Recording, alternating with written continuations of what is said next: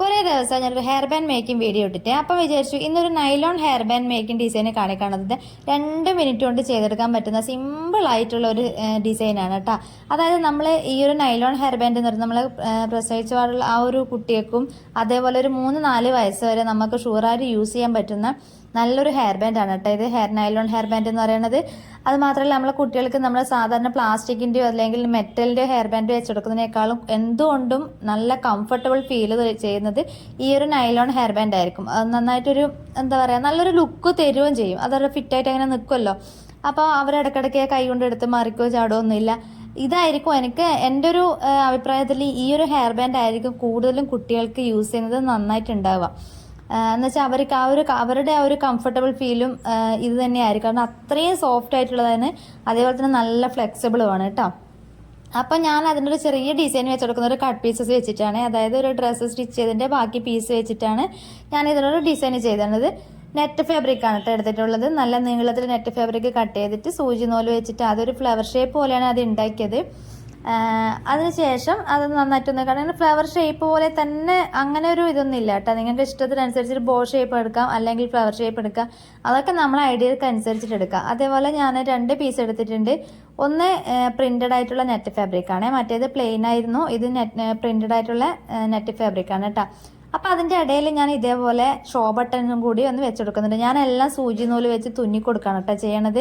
എന്താണെന്ന് വെച്ചാൽ നമ്മൾ ഈ മുത്തോ കാര്യങ്ങളൊക്കെ നമ്മൾ ഗമ്മ വെച്ച് ഒട്ടിച്ചാലും ചിലപ്പോൾ കുട്ടികൾ അതൊക്കെ കയ്യിലെടുത്ത് പിടിച്ച് വരയ്ക്കാൻ അത് എടുത്ത് വായിടാനുള്ള ചാൻസ് കുറേ കൂടുതലാണ്. അപ്പം ഞാൻ ഇതേപോലെ സൂചി നൂല് വെച്ചിട്ടാണ് ഇതുപോലെ ഞാൻ സ്റ്റിക്ക് ചെയ്ത് കൊടുക്കുന്നത് കേട്ടോ, കൂട്ടി ചേർത്ത് കൊടുക്കുന്നത്. ഇത് ഷോ ബട്ടൺ വെച്ചതിന് ശേഷം നമ്മൾ ആദ്യം ചെയ്തെടുത്ത ആ ഒരു ഫ്ലവർ ഷേപ്പിലുള്ള നെറ്റും ഇതേപോലെ ബോ ഷേപ്പിലുള്ള നെറ്റും കൂടി എല്ലാം കൂടി ഒന്ന് ചേർത്ത് തുന്നിയെടുക്കുകയാണ് ചെയ്യണത്. അപ്പോൾ ഇത് മാത്രമൊന്നുമല്ല കേട്ടോ, നമുക്ക് ഫ്ലവർ നമ്മളെ ആ ഒരു ഫാബ്രിക് വെച്ച് കട്ട് പീസസ് വെച്ചിട്ട് നല്ല ഡിസൈനുള്ള നല്ല ഷേപ്പിലുള്ള എന്താ പറയുക ഫ്ലവറും കാര്യങ്ങളൊക്കെ ഉണ്ടാക്കാൻ പറ്റും കേട്ടോ. ഇതെല്ലാം 2 മിനിറ്റ് കൊണ്ട് ചെയ്തെടുക്കാൻ പറ്റുന്ന കാര്യമാണ്. നമ്മളിത് സെയിൽ ചെയ്യുന്നതാണെങ്കിൽ നമുക്ക് അത്യാവശ്യം നല്ല വരുമാനം ഉണ്ടാക്കാൻ പറ്റുന്ന ഒരു ഐഡിയയും കൂടിയാണ് കേട്ടോ ഇത് ഹെയർ ബോ മേക്കിംഗ് എന്ന് പറയുന്നത്.